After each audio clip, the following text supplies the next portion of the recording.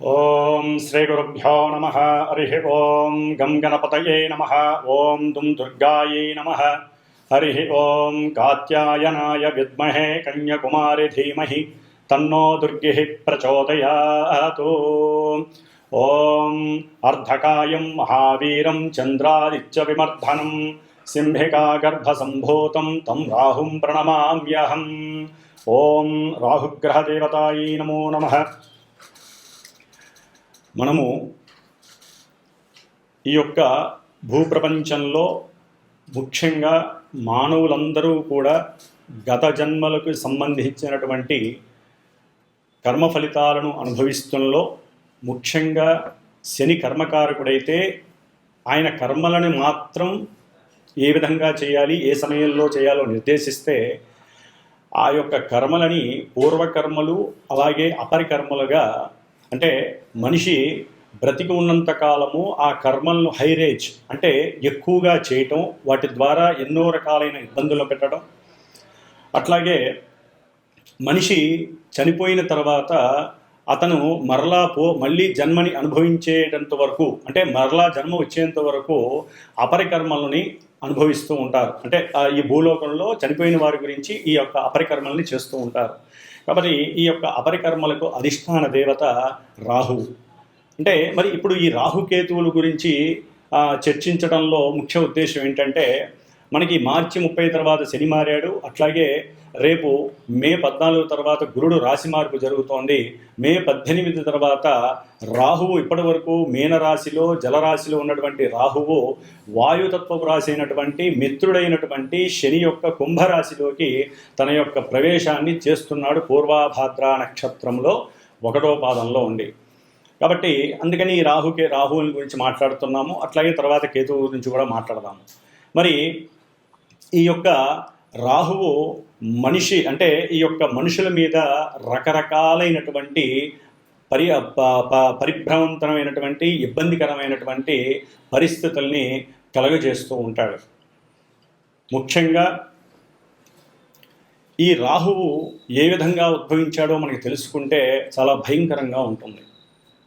మనకి శాస్త్రానుసారం పురాణ గాథల ప్రకారం క్షీరసాగర మదనాన్ని చేసేటప్పుడు ఈ యొక్క దేవతలు రాక్షసులు కూడా మదిస్తూ ఉండగా ముందు విషం ఉద్భవించింది, తర్వాత అమృతం ఉద్భవించింది సముద్రంలోంచి. అప్పుడు దేవతలందరూ చక్కగా ఒక వరుసలో కూర్చొని అమృతాన్ని స్వీకరిస్తున్నారు, మరణం లేకుండా ఉండటానికి, ఇబ్బందులు కలగకుండా ఉండటానికి. అదే సమయంలో ఒక రాక్షసుడు వారితో పాటుగా కూర్చొని దేవతారూపంగా కూర్చొని ఉండి ఈ యొక్క అమృతాన్ని సేవిస్తున్న సమయంలో మరి అంతటి మాయనే సృష్టించి మాయాధారి అయినటువంటి ఆ విష్ణుమూర్తి అది గమనించి తన యొక్క చక్రంతో విష్ణు చక్రంతో ఆ యొక్క రాక్షసు యొక్క తలని చక్కగా మధ్య భాగంలో శిరస్సు వేరు మొండెం వేరుగా చేసేస్తాడు. అప్పుడు చేసినప్పుడు శిరస్సుతో కూడి ఉన్నటువంటి రాక్షసుడి యొక్క తలకాయని రాహువుగా పరిణమిస్తారు. అట్లాగే ఓన్లీ మొండెం మాత్రమే ఉన్నటువంటి ఆ యొక్క రాక్షసుల్ని మనకి కేతువుగా ఈ యొక్క పురాణ గాథ తెలియజేస్తోంది. మరి ఈ రాహువు తల్లిదండ్రులైనటువంటి కశ్యప మహాముని అట్లాగే సింహిక వీరిరువురు కూడా అసుర సంధ్య వేళలో, అంటే అటు సాయంత్రం మధ్యాహ్నము కాదు, అటు రాత్రి కాదు, అసుర సంధ్య వేళలో తమ యొక్క కార్యకలాపాలను తీర్చుకోవటం ద్వారా, అంటే రతిక్రీడ యందు పాల్గొనడం ద్వారా ఆ అసుర సంధ్య వేళలో ఈ రాక్షసుడైనటువంటి రాహువు పుడతాడు. అందుకనే ఈ యొక్క అసుర సంధ్యా సమయంలో మనం తినటం కానీ పడుకోవటం కానీ వేరే అన్య కార్యక్రమాలు చేయకూడదని మనకి మహామునులు తెలియజేశారు. ఆ విధంగా పుట్టడం ద్వారా సూర్యాస్తమయం సమయంలో జరిగినటువంటి ఆ రాహు యొక్క జననం వలన రాహువుకి అంటే మూఢనమ్మకాలు మీద అంటే నమ్మకాల మీద విశ్వాసం లేకపోవటం, గురువుల యందు భక్తి పారవస్యం లేకపోవటం, అట్లాగే అన్ని అగాధాలు విఘాతాలు ఇబ్బందులు మానసిక వికారాలను కలుగు చేసేటటువంటి వాళ్ళలో ప్రప్రథముడు రాహువు. శనివత్ రాహువు అంటే శని ఇచ్చే ఫలితాలన్నీ రాహు ఇస్తాడు. మరి ఈ రాహువు ఇప్పుడు శని యొక్క క్షేత్రంలో ఎవరి నక్షత్రంలో ఉంటున్నాడు? పూర్వభాద్ర గురు నక్షత్రంలో ఉంటున్నాడు. అంటే మనకి గ్రహాలన్నీ కూడా అవి ఉన్నటువంటి రాశి ప్రభావాన్ని, రాశ్యాధిపతి ప్రభావాన్ని ఏదో కొంతవరకు ఇస్తూ అవి ఉన్నటువంటి స్థితి ప్రకారం ఇస్తాయి. కానీ ఈ రాహుకేతువులు అట్లా కాదు. రాహువు తను ఉన్నటువంటి రాశ్యాధిపతి అయినటువంటి శని యొక్క ఫలితాలను ఇస్తాడు. తను స్వయంగా తనకున్నటువంటి పోర్ట్ఫోలియోస్ ప్రకారం తనిచ్చే ఫలితాలను ఇస్తాడు. తను చూస్తున్న భావ ఫలితాలను ఇస్తాడు, భావాధిపతి ఫలితాలను ఇస్తాడు. రాహు ఉన్నటువంటి నక్షత్రాధిపతి అయినటువంటి గురుడు యొక్క ఫలితాలు కూడా ఇస్తాడు. కాబట్టి ఇన్ని రకాల వేస్లో రాహువు కుంభరాశిలో అడుగు పెడుతున్నాడు మే 18వ తారీఖున.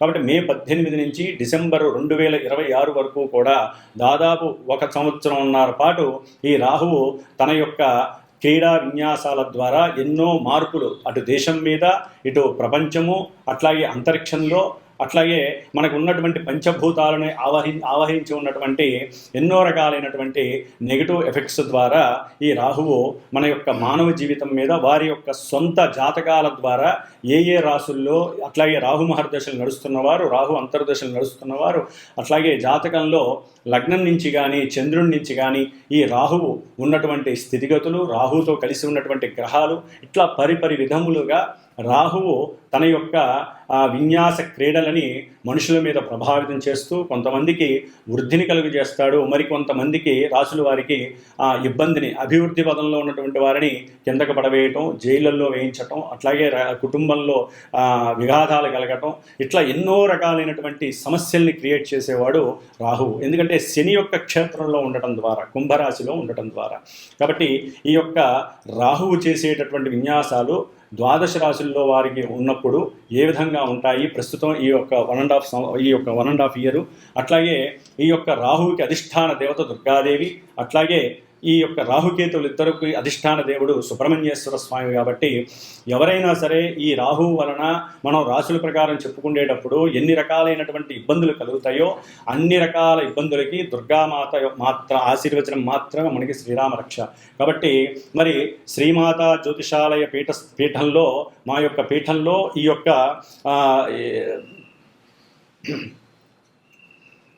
ఓం శ్రీమాత్రే నమః ఈ యొక్క పీఠంలో ఈ యొక్క గ్రహాలకి సంబంధించినటువంటి శాంతులు, జపాలు, హోమాలు, అట్లాగే నిత్య అనుష్ఠాన జప పారాయణలు జరుగుతూ ఉంటాయి. ముఖ్యంగా చండీ సప్తశతి, వనదుర్గా హోమాలు, అట్లాగే ఈ రాహు యొక్క జపశాంతులు కానివ్వండి, దాన ధర్మాదులు కానివ్వండి, వారి యొక్క జన్మ జాతకరీత్యా రాహువు వలన కలిగేటటువంటి ఎన్నో ఇబ్బందికరమైనటువంటి పరిస్థితుల్ని ప్రభావితం చేస్తూ ఏ విధంగా ఉంటాయో తెలుసుకొని వారు ఈ విధంగా చేసుకోవటం, అట్లాగే పర్సనల్గా కూడా వారు ఈ సంతానం లేనివారు, కుటుంబ అన్యోన్యత లేనటువంటి వారు ఏ విధంగా ఏ పూజలు చేసుకోవటం ద్వారా వారి యొక్క జీవితంలో ఈ రాహువు యొక్క ఇబ్బందుల నుంచి తప్పించుకోవడానికి అనుకూలమైనటువంటి పరిస్థితులను కూడా వీరు తెలుసుకొని గనక ఈ సుబ్రహ్మణ్యేశ్వరుని, దుర్గాదేవిని ఏ సమయంలో ఏ రోజుల్లో ఈ యొక్క సూత్రాలు పాటించి ఉపవాస దీక్షలు కనుక చేసుకున్నట్లయితే వారికి అనుకూలమైనటువంటి పరిస్థితులు కలుగుతాయి.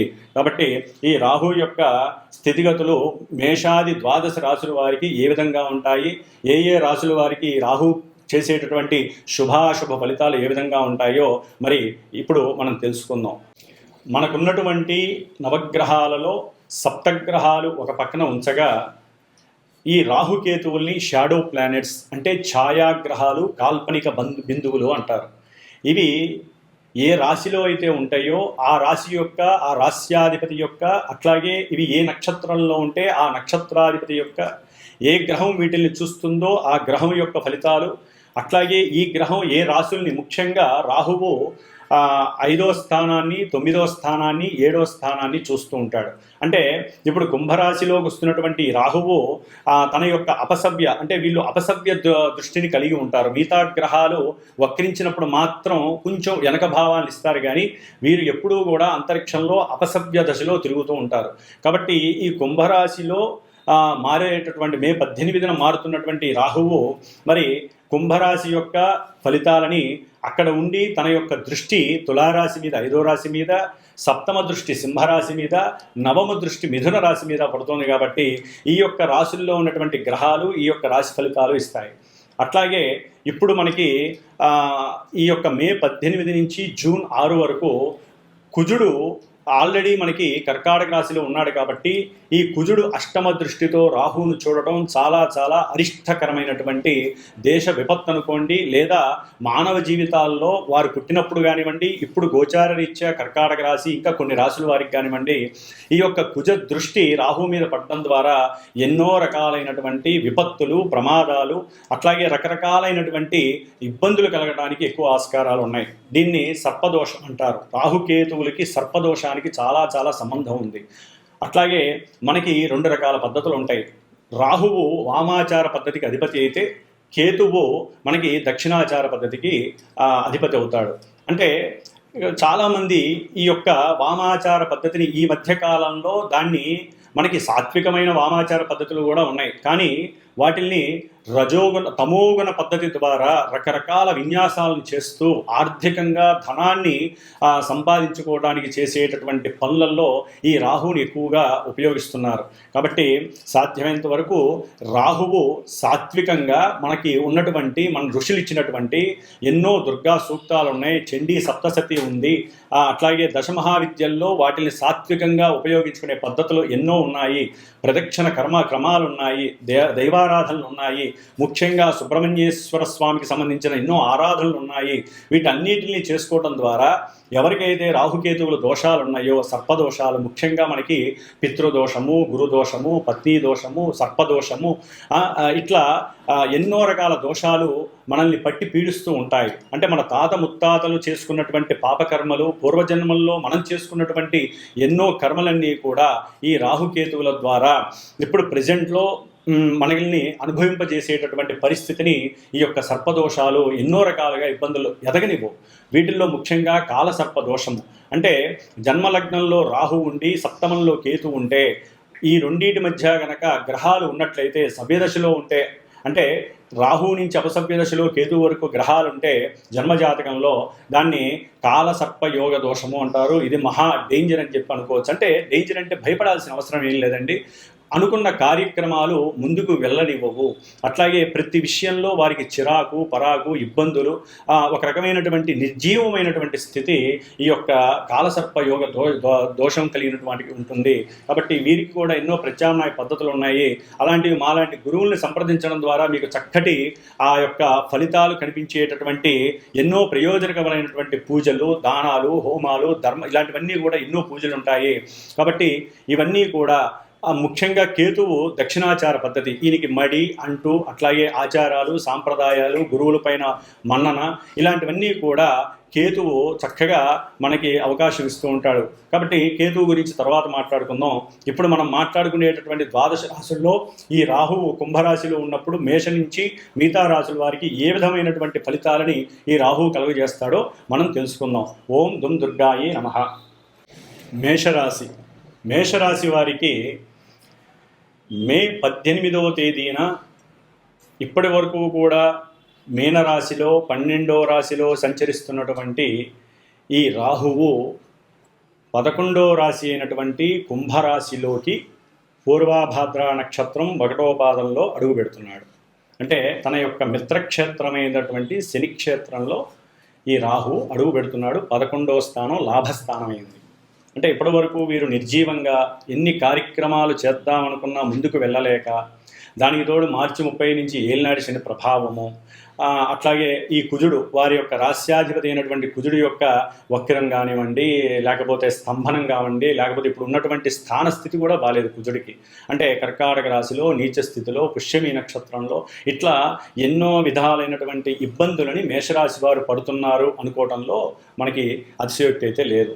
మరి ఇప్పుడు వారికి కొంచెం ఒక మంచి ఊరట లభిస్తోందని చెప్పుకోవచ్చు మే 18వ తేదీ నుండి. ఎందుకంటే శనివత్ రాహువు అని, రాహువు శని క్షేత్రం లాభక్షేత్రంలో వచ్చినప్పుడు వీరి యొక్క ఉద్యోగ స్థితి, ఎవరైతే మేషరాశి వారు ఉద్యోగాదుల విషయంలో ఇబ్బందులు పడుతున్నారో, దగ్గరికి వచ్చినట్టు వచ్చి పోతున్నాయో వారందరికీ కూడా చక్కగా ఉన్నతమైనటువంటి ఉద్యోగ అవకాశాలు లభిస్తాయి. అట్లాగే ఉద్యోగాలలో ఇప్పటి వరకు ఎవరెవరైతే ఆటంకాలని, ఇబ్బందులని కలుగజేస్తూ, లేకపోతే దూర ప్రాంతాలకి సంబంధించి ఆ ఉద్యోగాల్లో కొంతమంది నేను విదేశాలకి వెళ్తానండి అని చెప్పడం, లేకపోతే ఎప్పుడు వస్తుందా అని ఎదురు చూస్తూ ఉండటం, ఇలా ఉద్యోగస్తులకి సంబంధించి వారికి సత్ఫలితాలు కలగటానికి, అట్లాగే గవర్నమెంట్ ఉద్యోగాల్లో ఉన్నటువంటి వారికి ఉన్నతమైనటువంటి ప్రమోషన్స్ రావటం అనేటటువంటిది కూడా ఈ యొక్క మేషరాశి వారికి రాహు వల్ల కలుగుతోంది. అట్లాగే మేషరాశి లాభంలో ఉండి మరి 5వ దృష్టితో ఈ యొక్క తులారాశిని చూడటం, అట్లాగే తన యొక్క 7వ దృష్టితో సింహరాశిని చూడటం ద్వారా ఎవరైతే ప్రేమించుకుంటున్నారో, ప్రేమకి అంటే ప్రేమించుకుంటూ వివాహం కోసం ఎదురు చూస్తూ ఉన్నారో వారికి ఇప్పటి వరకు ఎన్నో ఆటంకాలు ఎదురై ఉండవచ్చు. అది కుటుంబం ద్వారా కావచ్చు, వాళ్ళ తాత ముత్తాతల ద్వారా కావచ్చు, వాళ్ళ కుటుంబం పరిస్థితుల ద్వారా. కానీ ఇప్పుడు జూన్ 2nd వీక్ తర్వాత నుంచి ఈ ప్రేమ వ్యవహారాల యందు ఎన్ని ఇబ్బందులు వచ్చినా చేసుకోవాలనే పట్టుదల కలుగుతుంది, చేసుకునే అవకాశం కూడా కలుగుతోంది. అట్లాగే ముఖ్యంగా ఈ యొక్క కుజరాహువుల యొక్క దృష్టి వలన కొంత కుటుంబంలో వీరికి మానసికంగా కొన్ని అస్పష్టతలు, ఇబ్బందులు కలగటానికి, అంటే అవుతాయి మంచి జరుగుతుంది అనుకుంటే అది చెడుగా జరగటం, కొన్ని ఇబ్బందులు కలగటం, కొన్ని అంటే ప్రయాణాల యందు వీరు బయలుదేరినప్పుడు లాభకరంగా ఉంటుంది అనుకుంటారు, కానీ ఎక్కడో తెలియని ఆటంకాలు, అన్నదమ్ముల మధ్య చిన్న అస్పష్టత, అంటే వీళ్ళ మధ్య సఖ్యత సయోధ్య కుదురుతుంది అనుకున్న సమయంలో ఇబ్బందులు ఎదురవడం అనేది జరుగుతుంది. ఏదేమైనప్పటికీ లాభస్థానంలో ఉన్నటువంటి రాహువు వీరిని చక్కగా అంటే ప్రయాణాల యందు కావచ్చు, లేకపోతే ఏదైనా ఆస్తులు అమ్మకాలు విషయంలో కావచ్చు, లావాదేవీలు, అన్నదమ్ముల మధ్య సఖ్యత కావచ్చు, విద్యార్థులకి కూడా అనుకున్నటువంటి విద్య యందు లాభము కలగటానికి అవకాశాలు చాలా చాలా మెండుగా ఉన్నాయి. విదేశాలకు వెళ్ళటానికి ఎవరైతే అనుకుంటున్నారో వారికి కొంత అవకాశం లభించడానికి కూడా అవకాశం ఉంది. కానీ ఈ రాహు పరిపరి విధాలైనటువంటి పరిస్థితులు ఇస్తూ ఉంటాడు కాబట్టి అక్కడ కొంత డిసప్పాయింట్మెంట్స్, నిర్లిప్తత, నిర్జీవత, జాతకంలో ఉన్నటువంటి పరిస్థితులు, ఎన్నో రకాల ఇబ్బందులను కూడా కలుగజేయడానికి ఉంటుంది. ముఖ్యంగా రాహు మహర్దశ, రాహు అంతర్దశ జరిగే వారికి కొంత అనుకూలమైనటువంటి పరిస్థితులు కలుగుతాయనే చెప్పుకోవచ్చు. కాబట్టి ఈ రాహు గ్రహానికి సంబంధించి వీరు శని వలన ఇబ్బందులు లేకుండా కాస్త హనుమాన్ చాలీసా చదువుకోవడం ద్వారా, లేకపోతే సుబ్రహ్మణ్య అష్టకాన్ని రోజు చదవడం ద్వారా ఇంకా వీరికి మానసిక దృక్పథం ఎక్కువ అవుతుంది. అనుకున్న కార్యాలు ఎక్కడ ఆటంకాలు లేకుండా ముందుకు తీసుకెళ్ళగే పరిస్థితి ఈ రాహు మనకి కల్పిస్తాడు. కాబట్టి మేషరాశి వారు చక్కగా రాహుగ్రహానికి సంబంధించిన దుర్గాదేవి అనుగ్రహాన్ని పొందండి. చక్కగా జీవితంలో వృద్ధిలోకి రావడానికి ఈ 1.5 year వారికి ఉన్నతమైనటువంటి కాలంగా మనం చెప్పుకోవచ్చు. ఓం దుం దుర్గాయే నమః. మే 18వ తారీఖున రాహువు కుంభరాశిలో సంచారం జరిగేటప్పుడు ముఖ్యంగా కొన్ని రాశుల వారికి దుర్గాదేవి మరియు సుబ్రహ్మణ్యేశ్వర స్వామి అనుగ్రహం కలగటానికి ఏమేం చేసుకోవాలో తెలియజేసుకునే ప్రక్రియలో ముఖ్యంగా అవి ఏమేమి రాశులంటే మీనరాశి, వృషభ రాశి, మిథున రాశి, ముఖ్యంగా కర్కాటక రాశి, సింహరాశి, అట్లాగే తులారాశి, వృశ్చిక రాశి, మకర రాశి, కుంభరాశి. ఇన్ని రాశుల మీద ఈ యొక్క రాహుగ్రహ ప్రభావం చాలా అత్యధికంగా ఉంటుంది. కాబట్టి వీరు తప్పనిసరిగా రాహుగ్రహానికి సంబంధించినటువంటి జపాలు చేయించండి, దానాలు, మినుములు దానం చేయండి, గారెలు చేసి పంచాలి. అట్లాగే దుర్గాదేవికి సంబంధించిన హోమాలు చేయించండి. చక్కగా 18 రోజులు దుర్గా సూక్త జపాన్ని ఆచరించండి. 6 రోజులు సుబ్రహ్మణ్యేశ్వర స్వామికి సంబంధించిన సర్పసూక్త పారాయణలు చేయించండి, జప పారాయణలు చేయించండి. ఇంకా సర్పదోషాలు, పితృదోషాలు ఉన్నవాళ్ళు సర్పబలి కార్యక్రమాలు చేయించండి. పిల్లలు, అట్లాగే పిల్లలు లేని వాళ్ళు, పిల్లలు కావాలనుకునేవాళ్ళు, గర్భ విచ్ఛిన్నం జరుగుతున్న వాళ్ళు, అట్లాగే అకాల మృత్యువు పొందినటువంటి వారి ద్వారా కలిగే నెగిటివ్ ఎఫెక్షన్స్కి సంబంధించిన వారు ఈ యొక్క సుబ్రహ్మణ్యేశ్వర స్వామి పాశుపత హోమాలు చేయించుకోండి. ఇట్లా దుర్గాదేవికి సంబంధించిన చండీ హోమాలు చేయించండి. దీని ద్వారా అనారోగ్య సమస్యలు, అనుకున్న కార్యక్రమాలు వెనక్కి వెళ్ళటం, ఉద్యోగ భద్రత లేకపోవటం, మాట వాగ్దోషాలు, పితృదోషాలు, సంతాన దోషాలు, లేదా మీరు చేసేటటువంటి బిజినెస్ల్లో అరిష్టాలు, ఇబ్బందులు ఇవన్నీ కూడా తొలగిపోవటానికి, పితృదోషాలు, సర్పదోషాలు తొలగిపోవడానికి సుబ్రహ్మణ్య ఆరాధన, అట్లాగే చండీదేవి దుర్గాదేవిగా అవతరించింది కాబట్టి దుర్గాదేవికి సంబంధించిన చండీ సప్తశతి హోమాలు, పారాయణలు, దుర్గా హోమాలు చేయించుకోండి. అంతా శుభప్రదంగా ఉండటానికి రాశుల వాళ్ళు ఈ 1.5 yearలో మీరు అనుకున్నట్లుగా కంపల్సరీ చేయించుకోండి. ఈ రాశుల వాళ్ళు ముఖ్యంగా నవంబర్ 23 తర్వాత ఆగస్టు వరకు కూడా చాలా క్లిష్టమైనటువంటి పరిస్థితులు.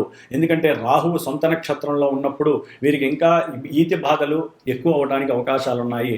కాబట్టి చక్కగా అందరూ ఆ యొక్క నామస్మరణలు చేసుకుంటూ శుభంగా సుఖంగా ఉండాలని ఆశీర్వచనం. ఓం దుమ్ దుర్గాయే నమో నమః.